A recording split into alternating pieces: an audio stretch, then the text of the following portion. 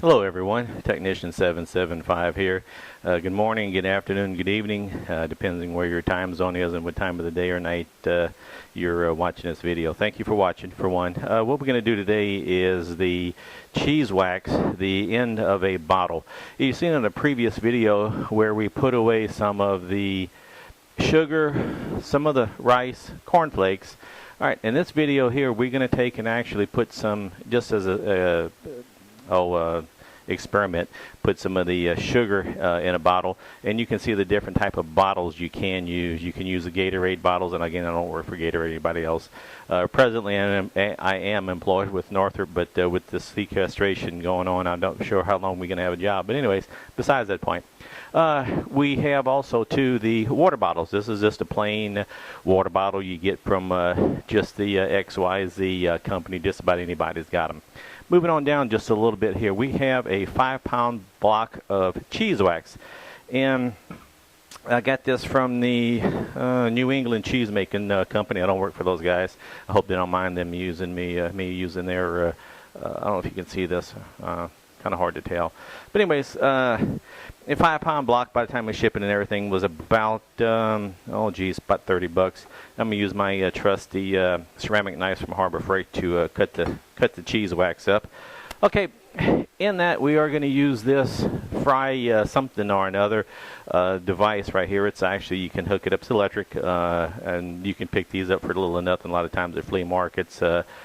Maybe just thrift stores. You know, just kind of keep an eye on it. If you want to go buy a brand new, and that's fine too. But when you do get one, please make sure that they have an adjustable thermostat on it, because you're going to want to set the wax, I think, to around 200 degrees. We'll have to experiment with that just a little bit.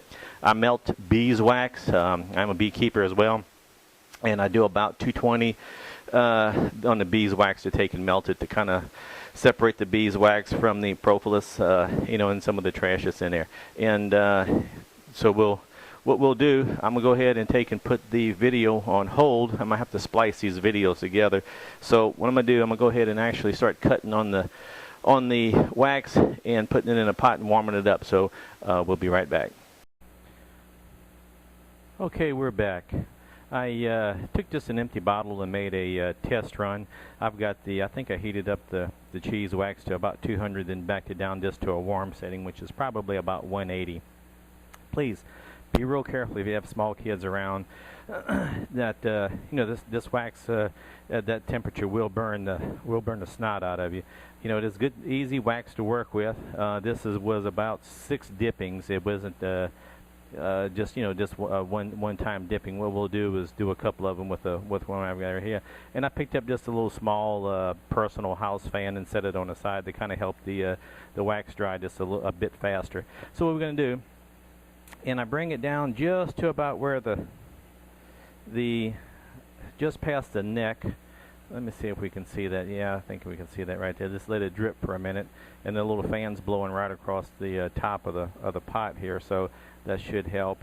Excuse the reach.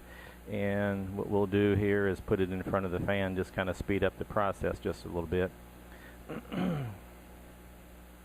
It actually does do a pretty decent job.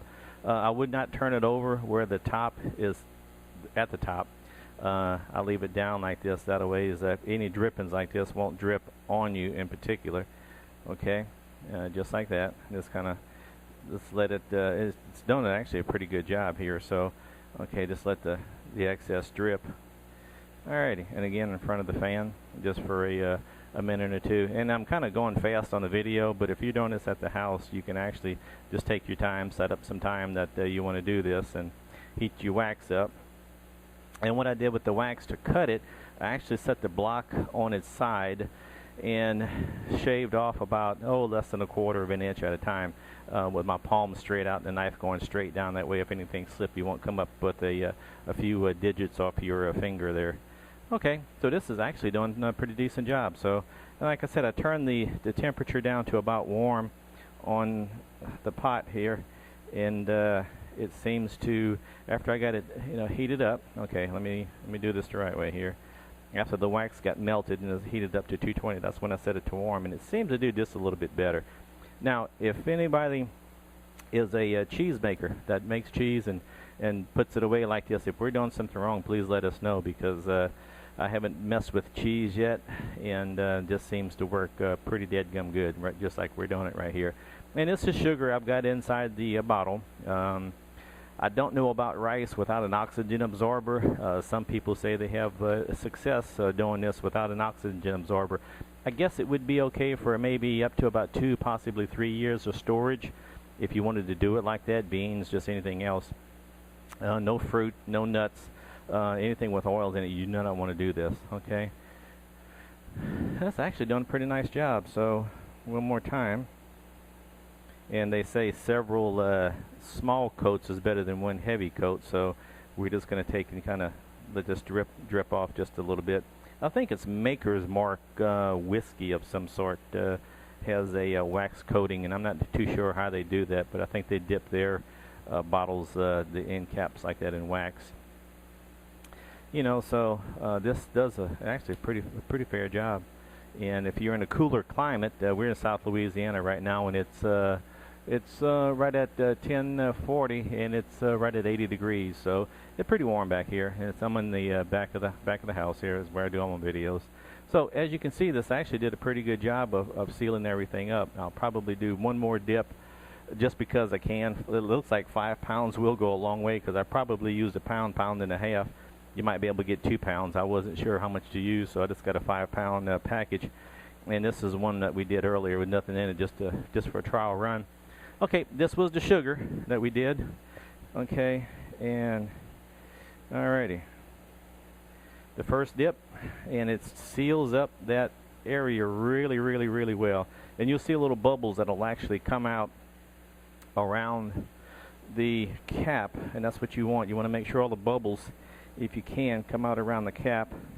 And you keep it upside down like this, because you want that wax to seal where the cap seals, for sure. Okay, let me cool this off just a little bit. I don't want this video to run too long. It's probably run long enough as it is, and most people will start dropping off. But even if you do drop off, thank you very much for watching. Please subscribe and keep up with us. Yeah, I'm going to go ahead and finish this up, and I can see where if you have a block, not a block, but a board with some holes in it, where you could actually dip it and set it and let it dry, you know, and that way you could do several of these at one time. And I may do that. I may take I've got some boards over here that I think we can possibly make, and where that would work. So, but that's for the most part how you take and dip in with the cheese. And I'm stretching over here. This sugar is like a 4-pound bag, fits inside of a 2-liter bottle just about right. I probably could have fit a little bit more sugar in there.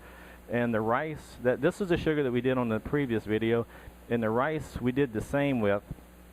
And the rice had the oxygen absorber in it. The sugar did not. Okay, hopefully I can turn this up without it running all over. As you can see, the rice has caved the side of the bottle in. You could probably have packed this more with rice and shook it up and down, because as the side of the bottle collapsed, the rice went up to the top. One thing too, if you have like a 100 to a 300 cc oxygen absorber in here, some people will say, and please use a little courtesy whenever you're talking with a lot of these people on YouTube. There was one video I went to in the comment section. The kid got really nasty, and there's no reason for that. But they say the plastic will leach just a little bit of oxygen. With a 300 cc oxygen absorber, if it does leach just a little bit, it will absorb it. And I don't see why we couldn't get at least 5 years out of this. So what I'm going to do, I'm going to go ahead and hit this one right here with a dip, okay? And make sure that all of the, kind of move it around a little bit, make sure all the bubbles from underneath the cap get out. That way we've got a really good seal. Okay, let it drip right here, and it's still on the warm, and which is still melted, and it's pretty liquid. And you can see a bubble popping up, which is a good thing, because it's getting up under that cap and it's making a really good seal. And that's one of the things I read about cheese making. They want you to take and get the bubbles out as much as possible. So, and that's going to be a a good thing here. So, alrighty, I'm gonna go ahead and finish this up. Oh, one other thing too.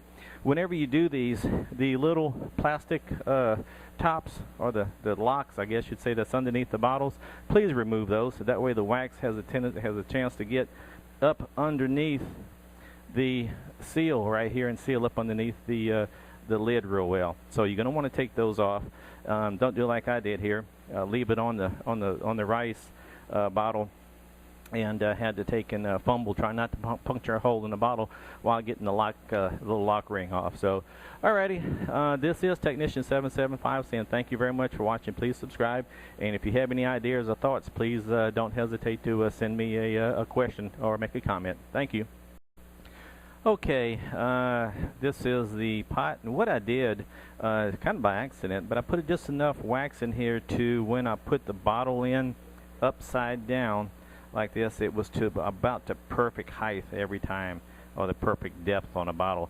And these were about 6 dips. Some of them were 5, some of them, yeah, they did actually quite nicely. Almost looks professional. And this was my corn flakes here that I put in the old iced tea jug. And you can use just about any bottle as long as it is that had previously had food in it. Do not please use a Clorox bottle or any type of cleaning solvent bottle.